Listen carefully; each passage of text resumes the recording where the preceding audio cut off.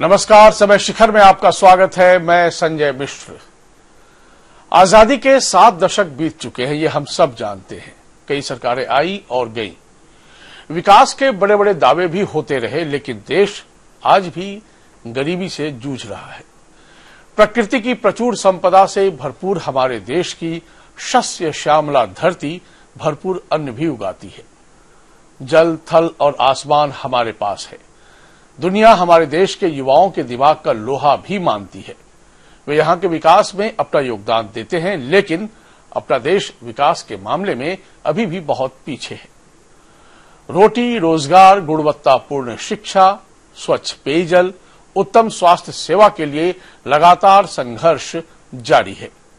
कई मंचों पर हम अपनी महारत का गुणगान जरूर करते हैं, लेकिन विश्व की विकास रिपोर्ट में हमारी बदहाली की पोल खुल जाती है। खुद नीति आयोग भी यह मानता है कि बुनियादी विकास के लिए योजनाओं का सही क्रियान्वयन नहीं किया जा रहा है। क्या सिर्फ नीति के क्रियान्वयन में ही खामियां हैं या फिर नीति निर्माण में भी खामी है? आज समय शिखर में हम नीति की नजर में देश के विकास की पड़ताल करेंगे और इसमें हमारे साथ जुड़ेंगे खास मेहमान। लेकिन पहले देखते हैं वो खबरें जो अब तक बनी सुर्खियां।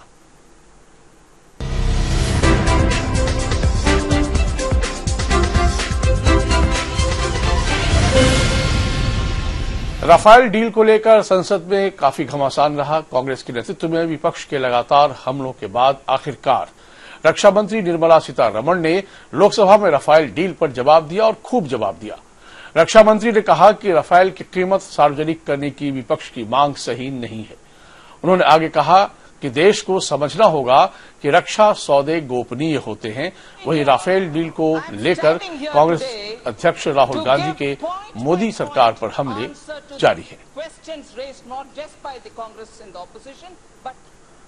सुप्रीम कोर्ट ने राम मंदिर मामले की सुनवाई एक बार फिर टाल दी है। अब इस मामले की सुनवाई 10 जनवरी को होगी।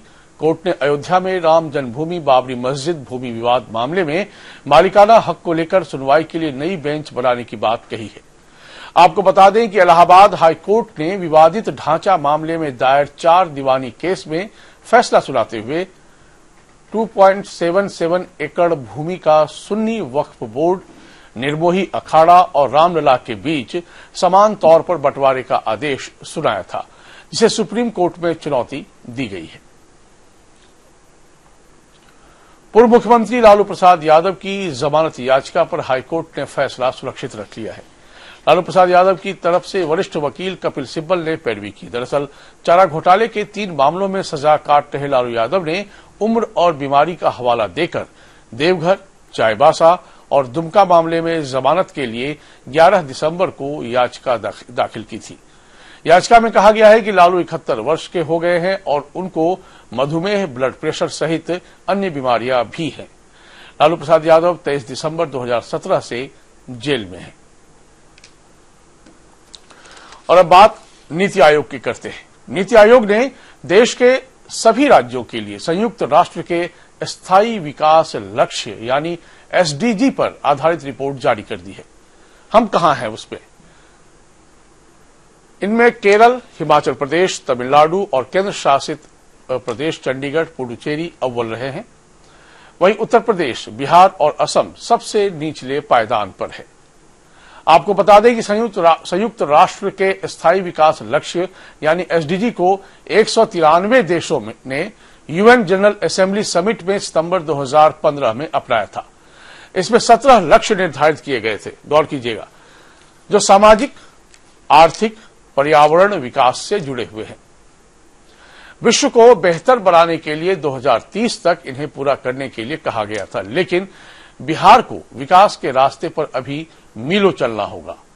गुणवत्तापूर्ण शिक्षा, पीने के लिए साफ पानी, अस्पताल में बेहतर स्वास्थ्य सुविधाओं के लिए लोग जद्दोजहद कर रहे हैं। गरीबी और बेरोजगारी से निजात पाना यहां के लिए एक बड़ी चुनौती है। इससे पार पाने के लिए सरकार अभी भी संघर्ष कर रही है। आखिर कमी कहां पर है?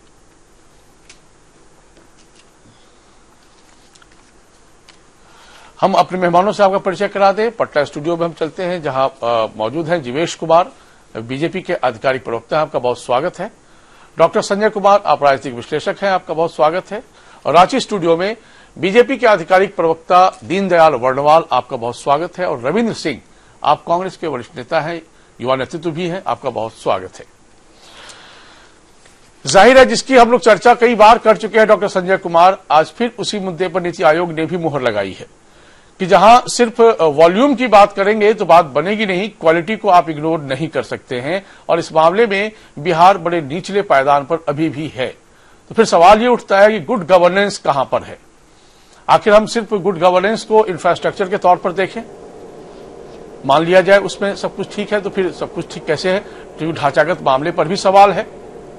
गुणवत्तापूर्ण शिक्षा को लेकर हम फिसड्डी है, हेल्थ सिस्टम को लेकर हम फिसड्डी है। और ये हम नहीं कह रहे, नीति आयोग की रिपोर्ट कह रही है।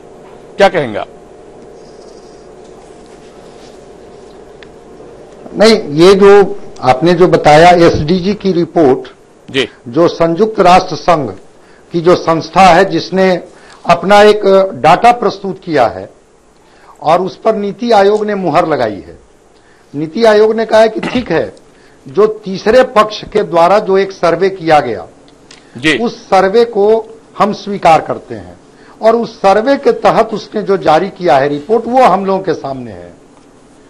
तो जो 17 उसके इंडेक्स हैं या 17 जो उसके पैरामीटर्स हैं, वो 17 पैरामीटर पर वो उसने अपना रिपोर्ट जारी की, जी, कि भाई क्वालिटी एजुकेशन कहां है आपके पास हेल्थ सिस्टम कहां है, आपके पास जो पीने का जो स्वच्छ पेयजल है वो कहां है। सरकार दावा करती है, जीएसडीपी भी देखने को हम लोगों को मिलता है, विकास दर भी हम लोग देख लेते हैं, तो उसमें तो आंकड़े छूते हैं।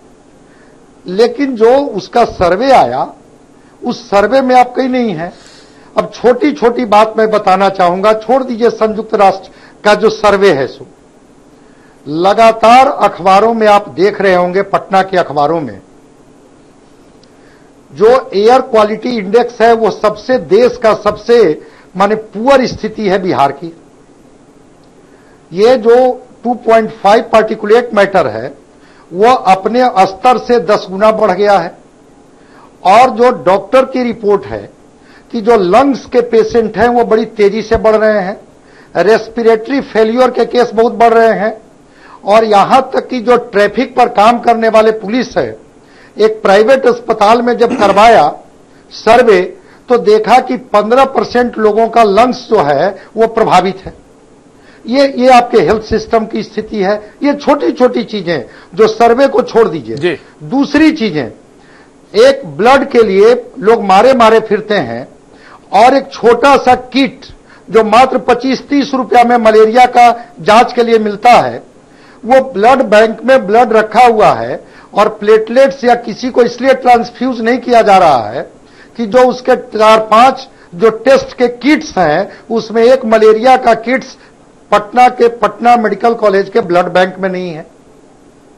ये बहुत सारे सवाल है सर, जरा आप देख रहे हैं। मैं अभी और भी कई सारे मुद्दे हैं, उस पर अब आपकी राय लेंगे।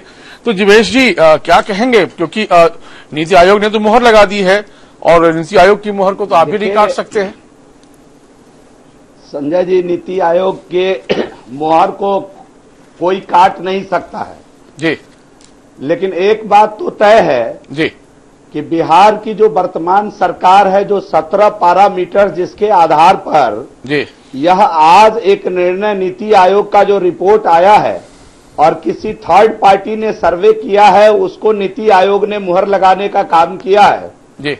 हम समझते हैं कि बिहार में पिछले 15 वर्षों में लगातार उसमें गुणात्मक सुधार आई है और आज जो परिणाम है जी, कोई 1 दिन, 4 दिन, 5 दिन या 10 साल, 5 वर्षों का परिणाम नहीं है।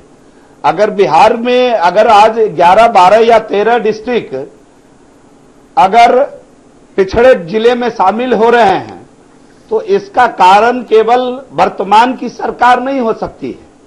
और जो परिस्थितियां अभी बन के आई है, जो रिपोर्ट अभी आया है बिहार के संबंध में, वो निश्चित रूप से हम लोगों को सजग भी कर रहा है और नए सिरे से काम को करने की प्रेरणा भी दे रहा है।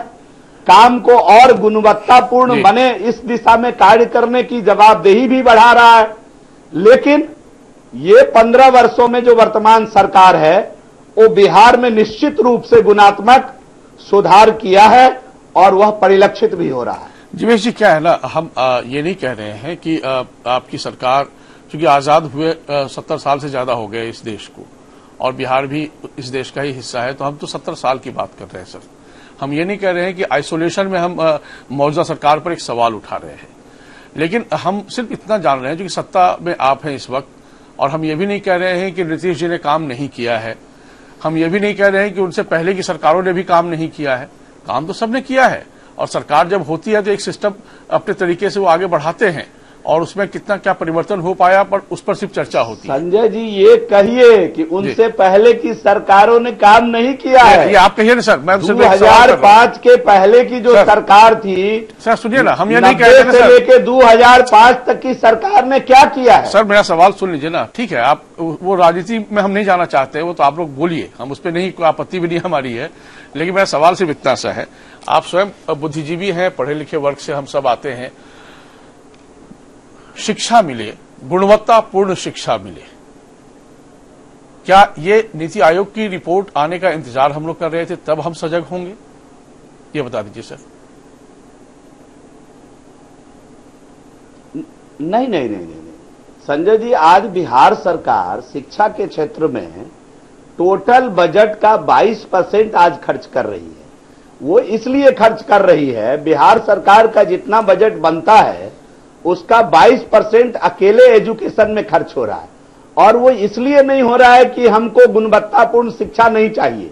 हम 22% अगर खर्च कर रहे हैं तो वो इसलिए कर रहे हैं कि बिहार में शिक्षा गुणवत्तापूर्ण तरीके से मिले, जो शिक्षा का मानक है उस हिसाब से बिहार का हर एक बालक या बच्चियां शिक्षित हो, और निश्चित रूप से शिक्षा का जो बुरा हाल, संजय जी मैं इसमें कोई राजनीति नहीं कर रहा हूं जी, लेकिन जो 1990 से लेकर 2005 तक इस प्रदेश में जो शिक्षा का बुरा हाल कर दिया गया, हमको तो 2, 4, 5, 7 साल लग गया उसको फ्लोर पर लाने में, उसको जगह तक लाने में, और आज मौजूदा स्थिति में बिहार की शिक्षा में गुणात्मक सुधार हुआ है, इसको कोई काट नहीं सकता है। सर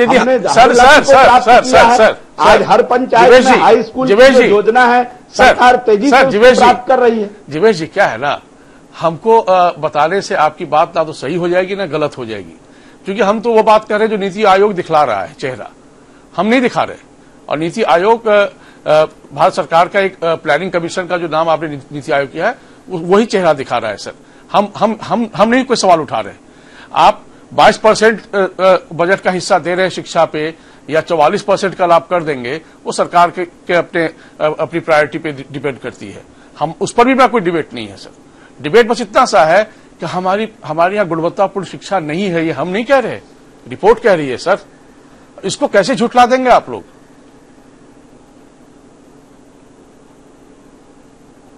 रिपोर्ट को झुठलाने की बात तो हो ही नहीं रही है। फिर तो हम दूसरी पर तो कह रहे हैं सर कि ये तो अब चिंता करने की बात तो है ही ना। 5 तक संजय जी मैं उसी पर चिंता मैं भी जाहिर कर रहा हूं। बस तो चिंता हम सब जाहिर करेंगे सर। से 2005 अब देखिए इसमें बिहार के अंदर नहीं, ठीक है, मैं ये नहीं कह रहा हूं कि गवर्नमेंट ने काम नहीं किया है, हो गया था। फिर मैं एक बार क्लियर कर दूं, हम ये नहीं कह रहे कि 2005 में जब आपकी सत्ता आई, एनडीए की सत्ता आई बिहार में, तब से कई मामलों में सुधार नहीं हुए, हम ये नहीं कह रहे हैं, कई मामलों में सुधार हुए। हम तो सिर्फ वो प्रश्न आपके सामने रख रहे हैं क्योंकि आप लोग सत्ता में हैं। लेकिन गुणवत्तापूर्ण शिक्षा की जहां बात करेंगे, वहां पर इस पैरामीटर में झारखंड का स्थान थोड़ा बेहतर निकला। दीनदयाल जी, आप मुस्कुरा सकते हैं थोड़ा। नहीं संजय जी, बात मुस्कुराने का नहीं है, और भी हमको बेहतर करना है। अरे सर, पहले थोड़ा मुस्कुरा लीजिए। जहां पर आज स्थिति है थोड़ा मुस्कुरा लीजिए। उससे और बेहतर करना चाहिए, बेहतर करना पड़ेगा। वो तो ठीक बात है, अभी तो देखिए किसी भी हालत में हमारा राज्य, अरे सर बात तो सुन लीजिए, केरल से, हम ये नहीं कह रहे कि गुजरात से, अरे भाई गुणवत्तापूर्ण शिक्षा में आपके परफॉर्मेंस को सराहा गया है नीति आयोग की रिपोर्ट में, झारखंड गवर्नमेंट की, तो थोड़ा उसके लिए मुस्कुरा लीजिए। मैं सिर्फ इतना कह रहा हूं। और लेकिन चैलेंजेस तो आपको भी और सुन लीजिए। और नीति आयोग को भी धन्यवाद, लेकिन नहीं, मुद्दा ये नहीं है। धन्यवाद तो नीति आयोग को कहिए कि शायद आपके काम को रिकॉग्नाइज किया होगा। कई कमियां भी रहेगी, बहुत सारी कमियां ऐसा जब आएंगे, फिलहाल मुस्कुराने के लिए इसलिए कह रहे हैं ताकि कमियों को सुनने के लिए भी आप तैयार हो जाइएगा। इस मामले में मुस्कुराने के लिए मैं आपसे कह रहा हूं। वो तो ठीक है रविंद्र सिंह जी, ये बात सही है कि चैलेंजेस झारखंड में बहुत सारे हैं एजुकेशन को लेकर, क्योंकि रिमोट एरिया की ओर हम जब जाते हैं तो क्वालिटी एजुकेशन वहां नहीं दिखता। प्राइवेट टीचर के भरोसे हम लोग रहते हैं, लेकिन वहां पे भी ताला बंद है और वो अपने आप में रुलाने वाली बात है। लेकिन बिहार से यदि हम तुलना करते हैं झारखंड की, तो वहां पर क्वालिटी एजुकेशन में झारखंड का एक स्थान आया है। तो कुछ तो बेहतर है भाई। आप स्वयं भी झारखंड में है तो आपको भी अच्छा ही लगेगा बात सुनकर। नहीं संजय जी, अच्छा लगेगा क्योंकि बिहार से आप तुलना कर रहे हैं। हाँ, बिहार से ओवरऑल पूरे हम राष्ट्र में, अगर ओवरऑल पूरे राष्ट्र से हम तुलना करें जी, तो शिक्षा स्वास्थ्य की जो अभी नीति आयोग की जो पैमाने और जिस पैरामीटर पर झारखंड को रखा है जी, तो आप देखेंगे कि हम 26वें स्थान पे हैं। हाँ बिल्कुल है सर। और हम आ रहे हैं ना झारखंड। आप सुनिए ना सर, क्या है, हम एक सेगमेंट वाइज चल रहे हैं। हम तो पहले ही कह दिए दीदा जी को मुस्कुरा लीजिए। और नहीं हन्ना, ठीक है, मुस्कुराने के लिए अच्छा है। इनके लिए नीति आयोग को ये धन्यवाद भी दिए हैं और इनका धन्यवाद बनता भी है, चूंकि बिहार और उत्तर प्रदेश और असम से अपनी तुलना कर रहे हैं। जाहिर है सर, लेकिन हम लोग तो बिहार से कटकर झारखंड निकला, कहीं तो कुछ आगे निकला ना, थोड़ा सा वो भी तो नहीं निकला, जाता है नहीं, लेकिन ये बात है ना कि झारखंड हम लोग अलग राज्य इसलिए बनाए थे कि पूरे बिहार में हम लोग प्रताड़ित हो रहे थे और झारखंड बनने के बाद अधिकांश समय तक भारतीय जनता पार्टी की सरकार रही। तो अगर हम झारखंड और बिहार की ही तुलना करने के लिए बिहार से अलग झारखंड राज्य बनाए थे तो ये तो दुर्भाग्य की बात है। बिल्कुल नहीं सर, अभी तो हम चलेंगे, अभी 1 घंटा हम लोग इस पूरे मुद्दे पर बने हुए हैं। तो कहां कितने चैलेंजेस और हम 26वें स्थान पर क्यों है और कहां फेल्योर है उस पर भी चर्चा होगी।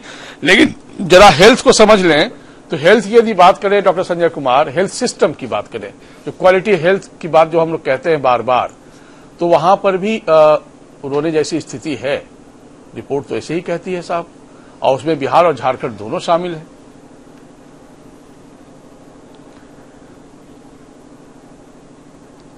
बिल्कुल वही मैं कह रहा हूं कि जो उसका संयुक्त राष्ट्र का जो अस्थायी विकास लक्ष्य है, उसमें जो प्रायोरिटी के तौर पर हेल्थ को जो देखा गया, तो जो उसके सर्वे के रिपोर्ट है जिस पर नीति आयोग ने मुहर लगाई है, कुछ अच्छी चीजें भी हुई है। हाँ। अब जैसे बिहार की बात कर लें तो कॉकलियर इम्प्लांट इस बार शुरू हुआ। सर आप देखिए, फिर आप पहले हमको हेल्थ में समझाइए ना, हमारे मूल प्रश्न पर आप आइए। हमें मालूम है क्या अच्छा हुआ, उसकी भी हम चर्चा करेंगे, लेकिन पहले जो हेल्थ की बात है जिसमें चिंता है और गहराई गई है, चिंता गहरी होती है, और सेम झारखंड के लिए भी वो चिंता गहरी होती जा रही है। मैं बता रहा हूं जी, नहीं मैं बता रहा हूं, जो यहां का पीएचसी है, सीएचसी है जी, जो ब्लड बैंक है जिसकी मैं चर्चा कर रहा था, अब पटना का जो ब्लड बैंक है उसमें 11 डॉक्टर चाहिए, वहां पर मात्र 3 डॉक्टर काम कर रहे हैं। अब सोचिए कि ब्लड लॉस से कितने लोगों की रोज मौत होती है, और वहां पर डॉक्टर नहीं है, पारा मेडिकल स्टाफ नहीं है, जो छोटे कर्मचारी जो उनको असिस्ट करते हैं वो नहीं है। आप कैसे क्वालिटी की बात करेंगे? यही बात तो दूसरी तरफ छोटी छोटी वही मैं कह रहा हूं आपको। मैं बता दूं, पटना में बर्ड फ्लू फैला हुआ है। हाँ। जरा क्लियर करने दीजिए, let me finish. Bird flu फैला हुआ है। अब बर्ड फ्लू के लिए जो वायरल का टेस्ट है उसके लिए भोपाल जा रहा है, कलकत्ता जा रहा है। अपने यहाँ नहीं है। में वायरल का जो कल्चर के लिए पूना जा रहा है।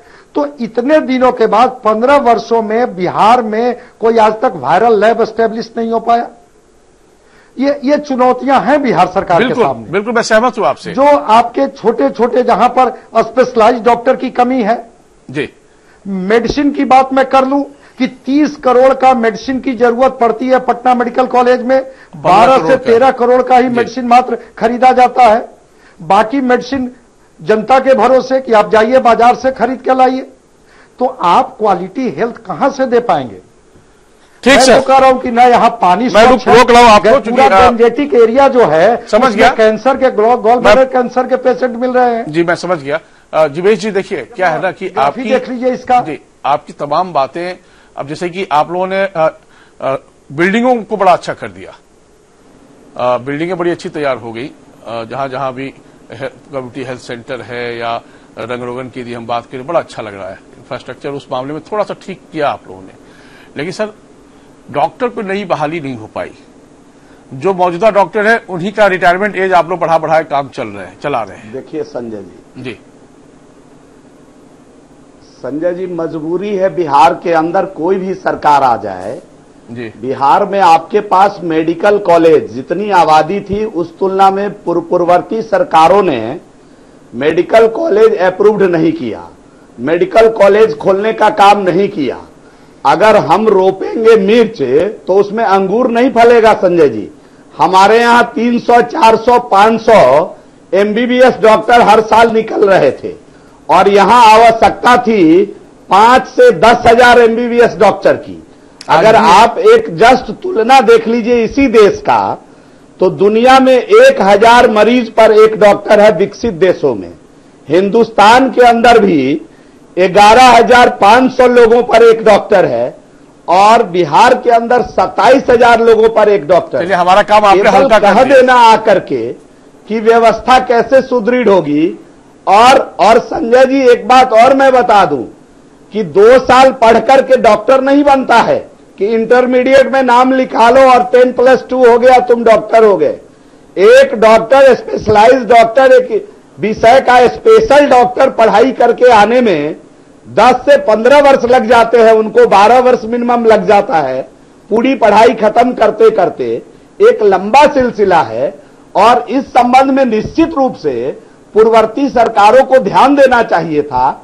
वर्तमान की सरकार जो है, आज केंद्र की भी सरकार ने आइडेंटिफाई किया है जिलों के हिसाब से मेडिकल कॉलेज बिहार की बात हम बनाएंगे, कितने सारे मेडिकल कॉलेज का उन्होंने शिलान्यास भी किया है। बिहार के अंदर भी 2-2 एम्स प्रारंभ होने की तैयारी में है और कई मेडिकल कॉलेज खोलने की तैयारी में है। बिल्कुल बिल्कुल है। जब तक हम, संजय जी 1 मिनट बस खत्म कर रहा हूं जी, कि जब तक हम डॉक्टर नहीं लाएंगे इलाज कौन करेगा?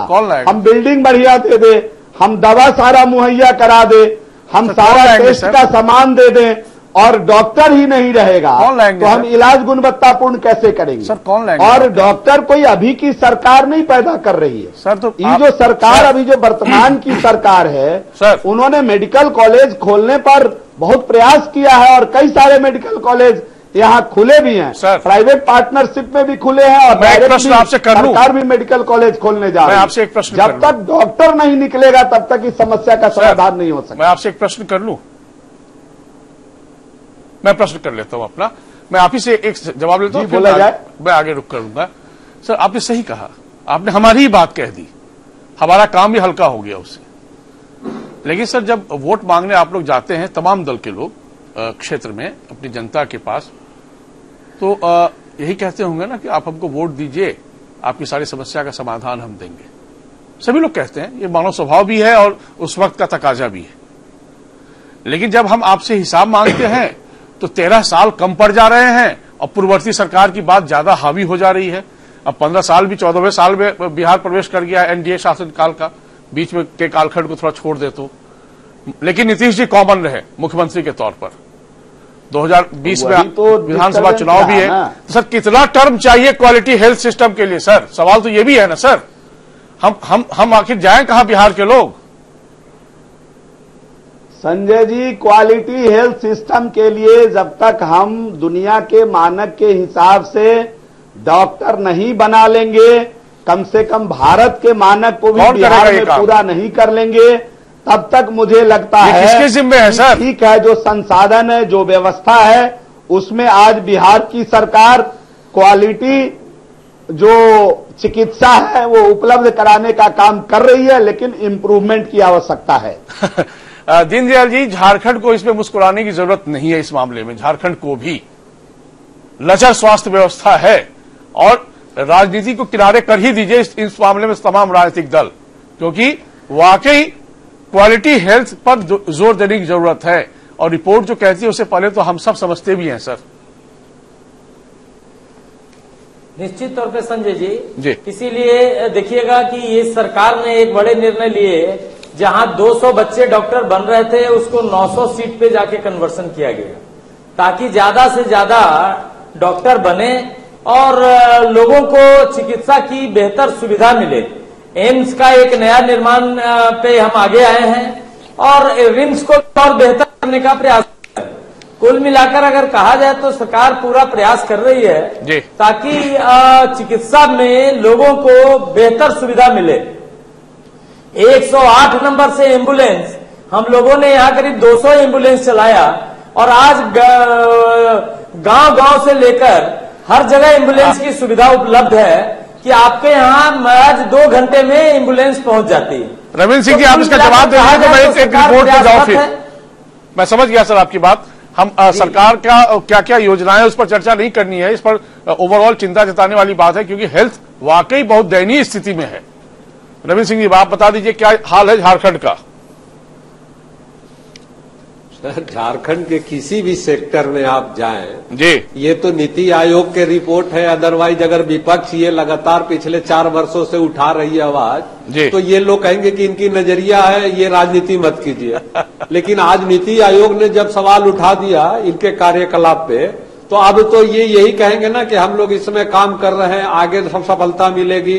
तो पिछले 16 वर्षों से क्या कर रहे थे आप? 60 साल तक कांग्रेस ने क्या किया वो 60 साल में एम्स जो है वो किसने दिया? वही तो इसी पर तो सवाल है कि क्या 60 साल में आपने एक रिम्स दिया, ये 60 साल 4.5 साल में फिर से एक और रिम्स संजय जी, आज इनकी जो पूरी सचिवालय चल रही है वो कांग्रेस का दिया हुआ बिल्डिंग है। कहावत नहीं है कि सामने वाले नहीं बना है, सामने इस मामले में तो दोनों कटघरे में फिर खड़े हो जाएंगे रविंद्र सिंह जी। तो पूरा आप पर फिर ज्यादा सवाल आएगा जी। बात तो सही है कि देखिए सवाल नहीं, हम तो एक छोटे नहीं आप सुनिए, आप संजय जी बताएं। स्वास्थ्य एक दिन का संजय जी नहीं रहा, बता रहा हूँ सर। स्वीकारिए, अब वक्त आ गया है स्वीकारने का सबके लिए क्योंकि जनता बहुत बुद्धिजीवी हो गई है और जनता सब समझती है। वो कांग्रेस से भी उतना ही सवाल करती है जितना बीजेपी सब कर रही है। बेहतर शिक्षा नहीं करे, हम लोग तो जनता के सवालों का स्वागत करते हैं और भी स्वागत मत कीजिए, समाधान दीजिए सर। भारतीय जनता पार्टी समाधान भी हम ही करेंगे संजय जी, समाधान ये नहीं करेंगे, ये सिर्फ जुमला दयनीय स्थिति है। ये भी हम आपको कुछ ये तो देश देख रहा है। ठीक सर, मैं रिएक्शन सुना दूं, उसके बाद फिर चर्चा को आगे बढ़ाते हैं। नीति आयोग की रिपोर्ट पर बिहार के मंत्री क्या कहते हैं, जरा उनको भी सुन लेते हैं पहले। अब यूएनए का क्या पैमाना हो सकता है ये हम लोग नहीं बता सकते हैं कि समृद्धि का उसका मानक क्या है या फिसड्डी का मानक क्या है, वो उसका हम डिटेल अभी नहीं बता सकते हैं। लेकिन ये जरूर कहेंगे कि पहले से आज बेहतर बिहार बना है। बिहार की बिजली सड़क के मामले में देश के जितने भी विकासशील स्टेट है उसके सामने हम लोग पैरेलल खड़े नजर आ रहे हैं। हम ये नहीं कहते कि बिजली में सुधार नहीं हुआ है, हम ये भी नहीं कहते कि सड़कें नहीं बनी है, हम ये भी नहीं कहते कि भवनों का निर्माण नहीं हुआ है, हम ये भी नहीं कहते कि बहुत सारे पुल नहीं बने हैं, सब हुए, लेकिन बुनियाद हिली हुई है। झारखंड की यदि बात करें तो सतत विकास लक्ष्य हासिल करने की दिशा में झारखंड का प्रदर्शन औसत रहा है, यानी एवरेज। ये 26वें स्थान पर है। असम, उत्तर प्रदेश और बिहार से थोड़ा बेहतर है, बस इतना ही कह सकते हैं। झारखंड ने असमानता कम करने और जैविक विविधता बचाए रखने के क्षेत्र में बेहतर काम किया है। इसकी रिपोर्ट में सराहना भी की गई है। हालांकि 6 लक्ष्यों में झारखंड का प्रदर्शन बेहद लचर रहा है। उसमें गौर कीजिएगा, गरीबी कम करने की बात हो, भूखमरी रोकने की बात हो, स्वास्थ्य मुहैया कराने की बात हो, या जेंडर इक्वलिटी की बात हो, लैंगिक समानता की बात हो, स्वच्छ ऊर्जा की बात हो और उद्योग, इनोवेशन, ढांचागत सुविधाओं का विकास इसमें आप शामिल कर लीजिए। इसके अलावा गुणवत्तापूर्ण शिक्षा, निर्मल जल, स्वच्छता और आर्थिक विकास के मामले में परफॉर्मेंस को सराहा गया है, यानी अच्छा प्रयास किया गया है। देश के पिछड़े 111 जिलों में अब ये एक और दुखद स्थिति है, पाकुड़ का स्थान सबसे नीचे है। पिछड़े हुए 111 में पाकुड़ जिला जो है झारखंड का, वो सबसे निचले पायदान पर है। वही सबसे पिछड़े 20 जिलों में झारखंड के 7 जिले शामिल हैं। एक और दुखद पहलू ये है। बस संतोषजनक बात यह है कि राजधानी रांची ने पिछली बार की तुलना में विकास करते हुए 106वें स्थान से 10वें पर अपनी जगह बना ली है। इसी तरह बिहार का यदि जमुई जिला की बात करें तो 99th पोजीशन पे था पहले, अब वो छलांग लगाकर 9वें स्थान पर आ गया है।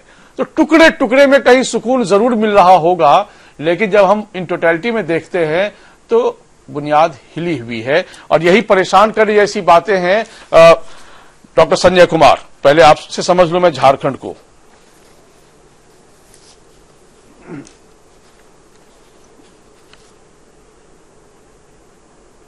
नहीं, देखिए, एक तो थोड़ा दुखद पक्ष है कि पिछली बार जो नीति आयोग की रिपोर्ट थी उसमें 111 जिला को जो इन्होंने टारगेट किया था उसमें झारखंड के 5 ही जिले पिछड़े हुए थे जी।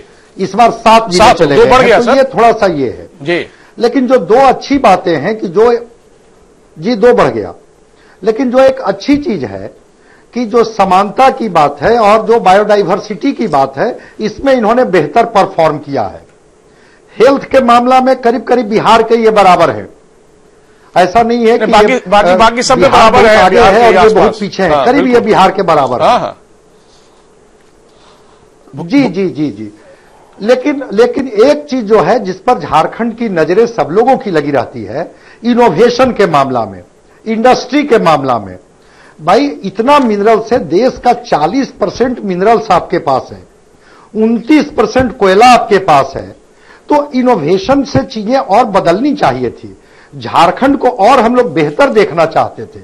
इंडस्ट्री में जो जितना आप एमओयू साइन किया, ठीक है, 55 ही लोग आए मोमेंटम झारखंड के तहत, वो 55 में 5-7 जमीन पर दिख रही है, बाकी जमीन पर नहीं दिख रही है, तो वो बेहतर होना चाहिए था, क्योंकि रघुवर जी की सरकार वहां अस्थायी सरकार है और थोड़ा ज्यादा उम्मीद है। फिर भी संतोषजनक है, 26वें पायदान पर भी रुक करके झारखंड ने एक संतोषजनक अपना ये किया है। चूंकि जब भी कोई थर्ड पार्टी आपका सर्वे करता है तो वायसनेस उसमें नहीं होता है, आरोप लगते रहता था। मैं बता दूं, 2015 में जब नीति आयोग का गठन हुआ था और बिहार जीएसडीपी में जब 17 पॉइंट कुछ पर गया था, और यही प्रधानमंत्री नरेंद्र मोदी जी ने जब मध्य प्रदेश और राजस्थान की चर्चा किया था कि हमने उसका जीएसपी जो है वो 16% से बढ़ा करके बीमारू राज से बाहर निकाले हैं, तो नीतीश कुमार जी हमलावर हुए थे और नीति आयोग की सराहना किए थे। तो उन्होंने कहा कि ये वायस्ड होकर के, लेकिन जब कोई थर्ड पार्टी आपका की समीक्षा कर रहा है तो सरकार को और सरकार की पार्टी के जो लोग हैं उनको भी ईमानदारी पूर्वक प्रयास करनी चाहिए कि कोई मेरा सर्वे करा ले, हम अपने को बेहतर करके दिखाएंगे। यदि आप करेंगे तो दिखाई देंगे, और नहीं करेंगे सिर्फ वाहवाही करेंगे फिर तो करते रहिए। भाई दीनदयाल जी, ये भूखमरी रोकने में झारखंड सबसे निचले पायदान पर है। सरकार तो कहती है कि हमसे बेहतर अब तक किसी सरकार ने काम ही नहीं किया झारखंड में। नहीं, देखिए संजय जी, एकदम निश्चित तौर पे आज भी अगर आप जाके गांव में देखिए तो पंचायत तक जगह में भी हम लोगों ने खाद्य पदार्थ पहुंचाया हुआ है कि किसी को कोई तकलीफ नहीं हो। लेकिन भूखमरी रोकने में आपका स्थान तो सबसे पीछे है साहब। भूखमरी रोकने में फेल्योर रहे हैं आप लोग, ये रिपोर्ट कह रही है, मैं नहीं कह रहा हूं। बोल रहा हूं कि इसमें कहां, इसीलिए मैं बोल रहा हूं संजय जी कि इसमें कहां कमी रह गई, हम लोग जरूर इसको देखेंगे। और इतना विश्वास मानिए कि झारखंड चूंकि पहाड़ी इलाका है और दूर दराज जंगल का इलाका है, कहीं न कहीं कमी जरूर रही होगी और उस कमी को हम दुरुस्त करेंगे और हम अपने शासनकाल में ही करेंगे, क्योंकि यह किसी 4 साल में नहीं कर पाए, 5वें साल में चल रहे हैं आप।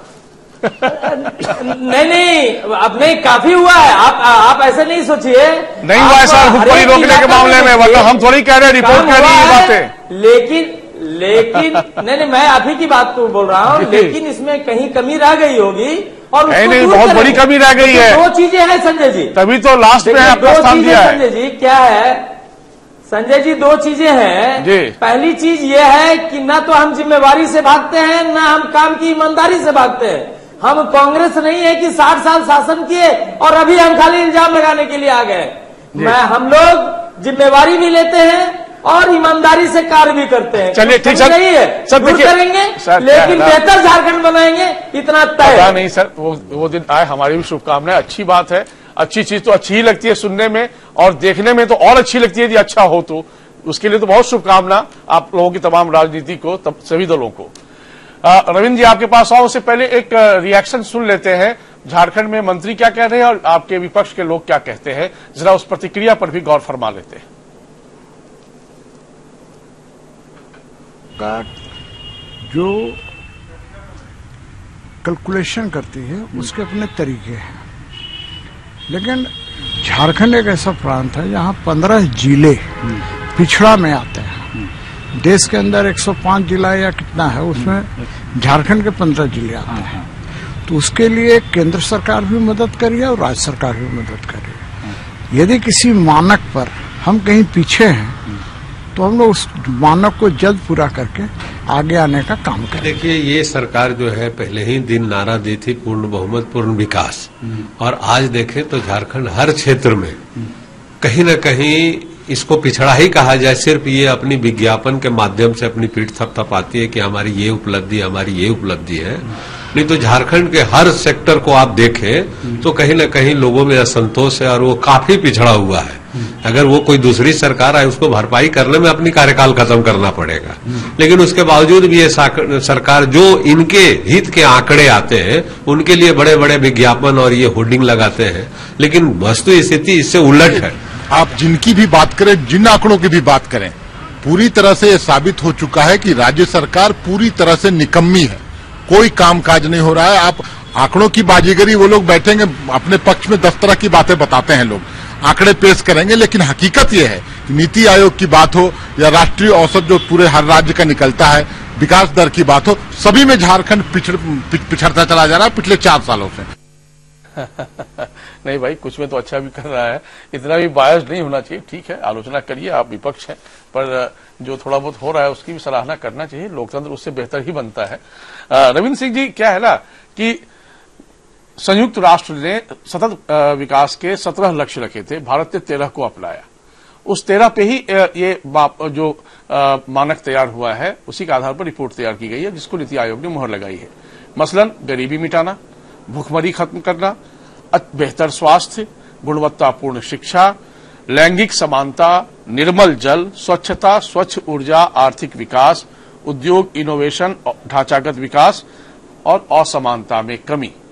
ये तो वो लिस्ट है साहब। यदि इसको ठीक कर लिया जाए तो हमारा देश, हमारा राज्य जो है उसको तो विकसित होने से कोई रोक ही नहीं सकता है।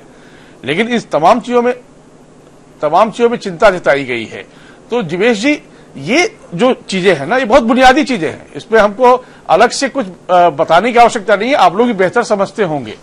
इसको वाकई एक एक सेगमेंट पर यदि सरकार गौर करे और ढंग से यदि रखे चीजों को, आप पहले 5 साल में आप 2 ही प्रायोरिटी ले लीजिए ना साहब, क्वालिटी एजुकेशन और क्वालिटी हेल्थ सिस्टम। देखिए कितना बदलाव आ जाएगा।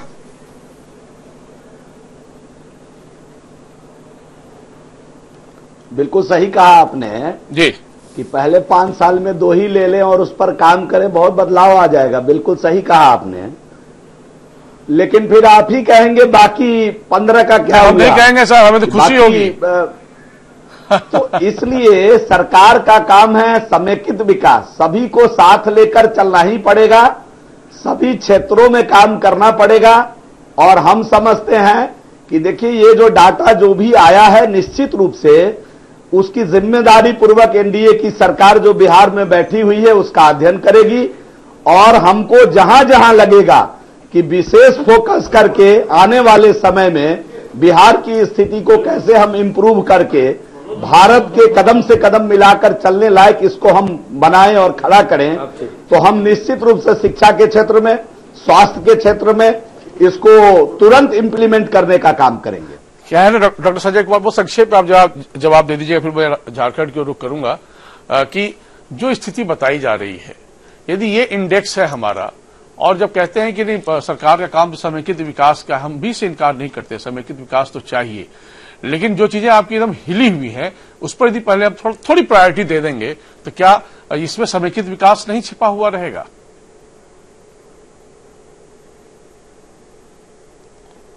मैंने तो कहा कि हम लेंगे प्रायोरिटी पर। डॉक्टर संजय कुमार जी, जब मैंने अपनी बात खत्म किया तो मैंने कहा कि रिपोर्ट को पढ़ेंगे, उसका अध्ययन करेंगे, और जहां ये जनहित की सरकार है, ये जनता की सरकार है, ये जनहित की सरकार है, और जनहित में जो प्रायोरिटी पर करना पड़ेगा उसको निश्चित रूप से बिहार में एनडीए की सरकार, माननीय नीतीश कुमार की अगुवाई वाली सरकार माननीय उप मुख्यमंत्री सुशील मोदी जी की अगुवाई वाली सरकार संजय कुमार को भी इसमें शामिल कर लूं। प्रयास करें। जी संजय जी आप बताइए, क्योंकि हमें लगता है कि अब तक तो समेकित विकास ही हो रहा है 70 साल से, लेकिन अब यदि थोड़ा सा सेगमेंटाइज करके भी यदि हम विकास करें, क्योंकि जो शिक्षा व्यवस्था अतीत में थी कभी बिहार में, इसी आधुनिक भारत की यदि हम बात करें, जब बिहार तब भी बहुत पिछड़ा हुआ था, तो एजुकेशन के मामले में बिहार बड़ा अव्वल था।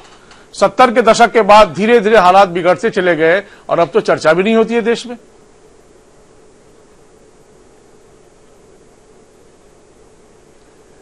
देखिए, जो मूल चीज है इस पर भी लोगों को सोचना होगा। क्वालिटी एजुकेशन की हम बात कर रहे हैं जी, ठीक है, इंफ्रास्ट्रक्चर में बिहार सरकार ने काम किया है, स्कूल के भवन बने हैं, लेकिन क्या योग्य शिक्षक वहां हैं? और अगर योग्य शिक्षक हैं तो फिर क्या वो बेहतर परिणाम वो बच्चे दे पा रहे हैं? सब जानते हैं, सब आप परीक्षा लेते जा रहे हैं, परीक्षा के लिए एक मानक तय किया कि बिहार की किरकिरी नहीं हो, इसलिए ज्यादा से ज्यादा बच्चों को पास कर दो। क्या उससे योग्य बच्चे निकलेंगे? और वो योग्य बच्चे क्या बिहार को बदल पाएंगे? तो जब तक आप योग्य शिक्षक नहीं रखेंगे, जब तक उनको क्वालिटी एजुकेशन नहीं देंगे, आप चाहे लाख परीक्षा तरीके से ले लीजिए, लाख ढिंढोरा रिजल्ट का पीट दीजिए, आप नहीं बदल पाएंगे। ठीक सर, तो योग्य शिक्षक मैं आपको रोक रहा हूं, मजबूती रांची को रुक करते हैं। संजय सिंह जी आपका पहले तो बहुत स्वागत है। आप अर्थशास्त्री हैं और इन मामलों में खास ज्ञान रखते हैं, तो जरा आप समझाइए कि बिहार झारखंड के मामले में जो रिपोर्ट आई है नीति आयोग के पास, जिसको नीति आयोग ने मुहर लगाई है इसका एसडीजी रिपोर्ट को, उसमें कहां कहां जाकर चिंता गहरी होती जाती है?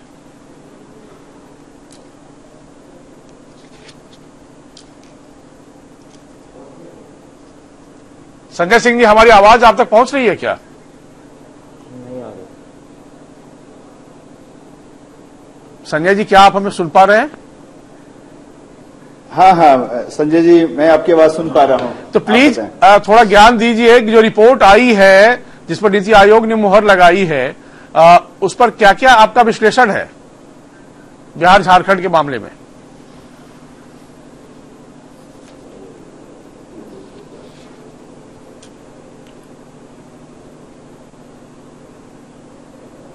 फिर आवाज चली गई क्या? जी, आप एक बार सवाल रिपीट कीजिए, आपका कुछ आपकी आवाज सही से नहीं पहुंची। नहीं, कोई बात नहीं, आप सिर्फ बता दीजिए रिपोर्ट क्या कहती है बिहार झारखंड के मामले में। देखिए, ये जो नीति आयोग की जो रिपोर्ट आई है जी, ये है सस्टेनेबल डेवलपमेंट ग्रोथ पर। जी, हम लोग जो डेवलपमेंट वर्ड है इसको अलग अलग ढंग से देखते हैं, बट जो सही मायना है डेवलपमेंट का वो सस्टेनेबल डेवलपमेंट ही होता है। जी बिल्कुल। जैसे मान लीजिए आपके राज्य में सड़कें बढ़ गई, आपकी गाड़ियां बढ़ गई, लेकिन अगर क्लाइमेट के चलते अगर बीमारियां बढ़ जाएं, बारिश कम हो जाए, फसलें खराब हो जाए, तो इसको डेवलपमेंट नहीं बोलते हैं। तो सरकार ने 17 पैरामीटर्स में एक बेंचमार्क निकाला कि एक यही तरीका हो जिससे हम जज करें कि कोई भी राज्य या कोई भी देश कैसे विकसित हो या नहीं हो, उसके बारे में एक पैमाना बनाया गया। इस 17 पैमाना में से 3-4 पैमानों पर इस बार रेटिंग नहीं की गई है, जो आने वाले समय में काफी इंपॉर्टेंट होने वाले हैं जी। और आप जो नेशनल एवरेज जो भारत की रेटिंग आई है 57, उन रेटिंग से हमारे जो दोनों राज्य हैं बिहार और झारखंड, उससे वो नीचे आए हैं। हम लोगों को ये समझना पड़ेगा कि जब हम लोग ग्रोथ की बात करते हैं तो हमको उसमें नदियों को शामिल करना है, हमको उसमें एजुकेशन शामिल करना है, उसमें हमको क्लाइमेट शामिल करना है, उसमें हमको हेल्थ शामिल करना है, उसमें हमको गरीबी शामिल करनी है, उसमें जेंडर इक्वलिटी शामिल करना है, उसमें डिसेंट वर्क शामिल करना है। हम लोग जब एक तरफा विकास करते हैं तो बाकी जो पैरामीटर्स होते हैं उसमें हम छूटते चले जाते हैं, और यही रीजन है कि हम लोग दोनों जो राज्य हैं काफी इसमें पीछे हो गए हैं। अगर झारखंड की रेटिंग में आप अगर जो एक पॉइंट को हटा दे जिसमें हमारा काफी अच्छा स्कोर आया है जी, तो झारखंड का स्कोर और काफी नीचे चला जाएगा। मैं आपको बताऊं, वो जो झारखंड का स्कोर आया है 2 पैरामीटर्स में, जो 10वें नंबर पर और एक 10वें नंबर पर हमारा जो पैरामीटर आया है झारखंड का, और एक 15वें पैरामीटर पर। 15वां पैरामीटर है preservation of our natural resources ecosystem, और दूसरा है रिड्यूस इनइक्वालिटी। अगर ये दोनों पैरामीटर्स को हटा दिए जाए तो हमारा स्कोर और काफी नीचे चला जाएगा। तो इसमें जो पैरामीटर्स हैं, गरीबी, शिक्षा, energy, affordable energy, decent work, quality education, ये जो सारे पैरामीटर्स जब मापते हैं, जो सही पैमाना होता है डेवलपमेंट का, तो हम लोगों को इसमें भी बहुत काम करने की जरूरत है। तो आप बताइए दीनदयाल जी, जवाब दे ही दीजिए। सवाल, सारी बात तो आप सुन ही लिए हैं।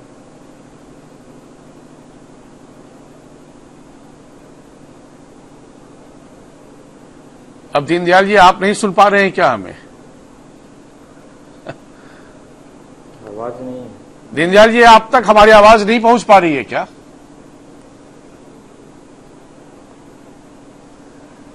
यदि आवाज पहुंच रही है तो संजय सिंह जी ने जो ज्ञानवर्धन किया और बड़े ढंग से समझाया है, उस पर कुछ अपना रिएक्शन देंगे?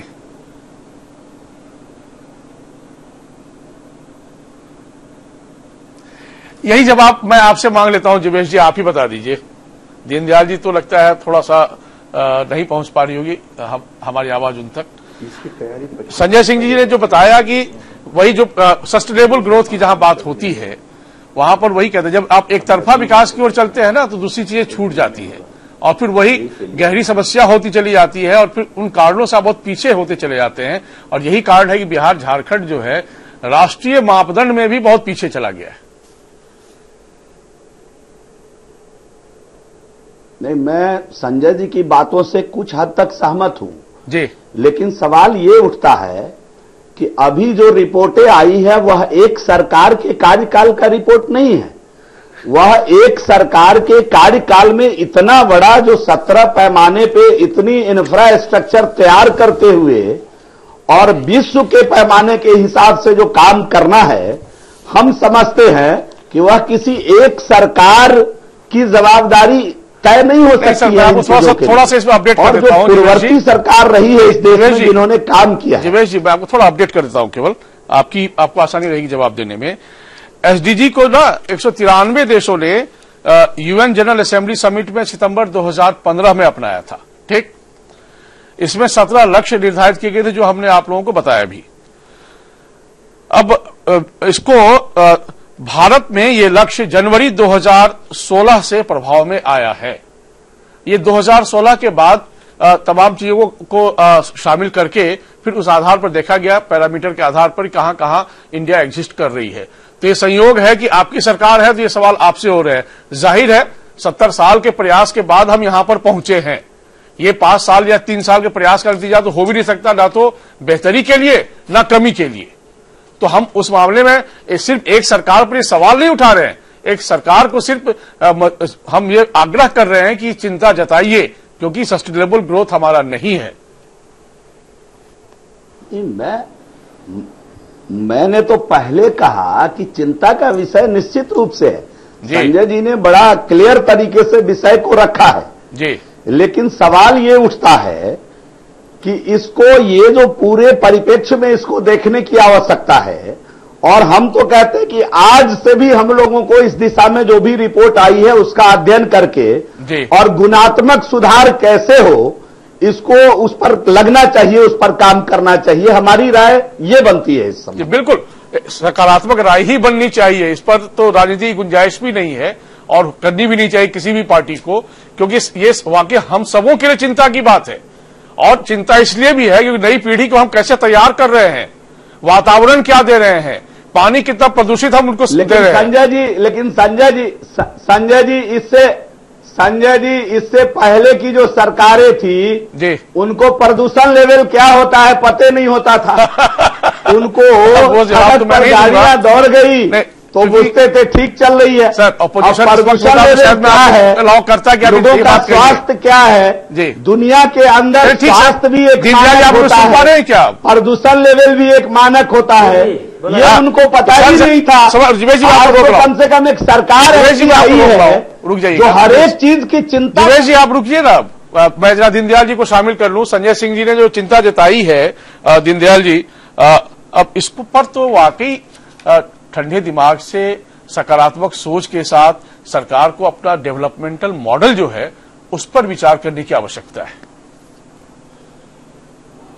निश्चित तौर पे संजय जी देखिए, कुछ भी कमी चाहे देश में हो, राज्य में हो या हमारे अंदर हो, अगर हम लोग मिल बैठकर बात नहीं करेंगे और भविष्य का प्लान नहीं करेंगे तब तक हम सुधार नहीं कर सकते। अब जैसे देखिए माननीय मोदी जी ने आए, अब मोदी जी आने के बाद उन्होंने पहला बहुत छोटा सा स्टेप लिया कि शौचालय बनवाना है हर घर में, ताकि स्वास्थ्य की सुविधा बेहतर हो, लोग घर में शौचालय करें। दो बातें होगी, महिलाओं को सम्मान मिलेगा और बीमारियां घटेगी। अब इस पर कांग्रेस का 50 तरह का फिर सर आप कांग्रेस को बीच में ले आए। सर यहाँ अभी कांग्रेस आपका जवाब देने के लिए उपलब्ध नहीं है, प्लीज रुकिए। मैं सुनिए, मैं कांग्रेस की बात नहीं, आप सुन तो लीजिए सर। देखिए क्या हम टू द पॉइंट चले, समय नहीं है मेरे पास, टू द पॉइंट चलते हैं सर। ये बात सही है कि स्वच्छ भारत अभियान की शुरुआत मौजूदा सरकार ने की, केंद्र सरकार ने। प्रधानमंत्री नरेंद्र मोदी जी को इसका यदि आप क्रेडिट दे रहे हैं तो एक चिंता इस पर भी जता लीजिए कि किस तरह से झारखंड में शौचालय का निर्माण हुआ है और वहां लोग उसमें शौच करने जाते भी हैं कि नहीं जाते हैं, जरा उस पर भी थोड़ा इंक्वायरी करा लीजिए सर। हर जगह तो मोदी जी नहीं जाएंगे इंक्वायरी करने के लिए। 98% जाते हैं संजय जी। क्या 98% लोग जाते हैं सर? हम आपको 2% हो सकता है, नहीं सर, हुई हो सर निर्माण में हुआ हो सर ओडीएफ पे हमने इसी कार्यक्रम में हमने किया था, हमने बाकायदा सारी रिपोर्ट दिखाई थी सर। थोड़ा उस पर सकारात्मक सोच के साथ चलिए ना। मैंने बोला सरकार की मंशा पे आपको संदेह नहीं होता है, पर जो एग्जीक्यूशन लेवल पे जो चीजें आती है ना सर, वहां थोड़ा गौर फरमा लीजिए। आप लोगों के पास अपनी मॉनिटरिंग सेल होनी चाहिए। जो ज्ञान हम दे रहे हैं कम से उसी पे इंक्वायरी करा लीजिए आप। बहुत इस पे लैप्सेस भी हैं। संजय जी ये बताइए कि कोई भी सरकार, संजय सिंह जी मैं बोल देता हूं क्योंकि तीन संजय इस मंच पर भी मौजूद हैं। एक तो डॉक्टर संजय कुमार है, एक मैं हूं स्वयं और एक आप हैं। तो संजय सिंह जी ये बताइए कि कोई भी सरकार हो, चाहे अभी आज की मौजूदा सरकार हो या इसके बाद में कोई भी सरकार आती हो या फिर यही सरकार हो, ये जो हमारा डेवलपमेंट का मॉडल है, जिस रास्ते पर सरकारें चल रही है, नीति बनी हुई है, क्या वाकई राज्य के लिए ये फलदायी नहीं यदि हो पा रही है तो इससे अलग अब विचार करने की आवश्यकता है कि नहीं? एक अर्थशास्त्री होने के नाते आपका क्या विचार है? देखिए, मैं थोड़ा सा डिफर करूंगा कि हम लोगों ने पूरे भारत को एक मॉडल में लेकर के डेवलप करने का आज तक प्रयास शायद नहीं किया है। हम लोग बिट्स एंड पीसेस में करते आए हैं जी। देखिए, ये जो समाकित विकास का जो पैमाना आज जो हम लोग 15 में अडॉप्ट किए हैं, ये हमको सबसे शुरू में अडॉप्ट करना चाहिए था। तब हमें समझ में आता कि हमको विकास किस मॉडल पर करना है। आपकी पूरी सभ्यता नदियों के किनारे विकसित हुई और जिस दिन आप रोबोट बन गए उस दिन आपने सबसे पहले नदियों को खत्म कर दिया। ये किस मॉडल का नतीजा है? आपके जंगल जो फॉरेस्ट कवर थे वो घटते चले गए। जी बिल्कुल। आपके आज तक एनर्जी लोगों तक नहीं पहुंची है। आज भी सोच कोयला है झारखंड में और 75% पावर प्लांट्स आपके देश के तीसरे और चौथे भागों में है। तो कभी हमने सस्टेनेबल डेवलपमेंट मॉडल सोच करके हमने डेवलप करने का बहुत कोशिश नहीं किया। हमने डेवलपमेंट किया है, काफी डेवलपमेंट किया है, लेकिन एक जो मॉडल जिसको बोलते हैं, जिसमें सारी चीजों का है, उसमें एजुकेशन हो, गरीबी हो, शिक्षा हो, इक्वालिटी हो, सारी चीजों को लेकर के ये मॉडल जो हम लोगों ने 2015 में अडॉप्ट किया है, ये हम लोगों ने शायद अभी तक इस तरह के मॉडल्स में काम नहीं किया है जिसको काम करने की जरूरत है। जी चलिए, thank you sir. Sanjay ji आपका बहुत धन्यवाद। दीनदयाल बंडवाल जी आपका भी बहुत धन्यवाद। समय की चूंकि कमी है इसलिए मैं बाकी रिएक्शन नहीं ले पाऊंगा। डॉक्टर संजय कुमार आपका भी बहुत धन्यवाद। बहुत धन्यवाद जीवेश जी आपका, आपने पार्टी की ओर से अपनी राय रखी। लेकिन बुनियादी चीजों को यदि हम नजरअंदाज करते हैं ना, तो विश्वास मानिए आप सच को नजरअंदाज कर सकते हैं, सच के परिणाम को नजरअंदाज नहीं कर सकते।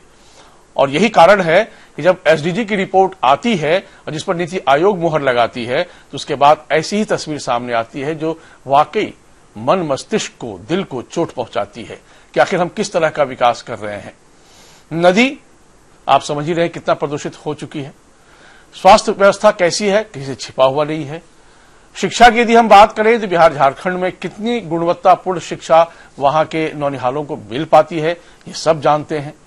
तो प्लीज कास्ट पॉलिटिक्स से ऊपर उठिए और समेकित विकास को अपना एजेंडा बनाएं। तो विश्वास मानिए नीति आयोग की अगली रिपोर्ट यदि आती है इस पैमाने पर तो हमें सुकून दे जाएगी। नमस्कार।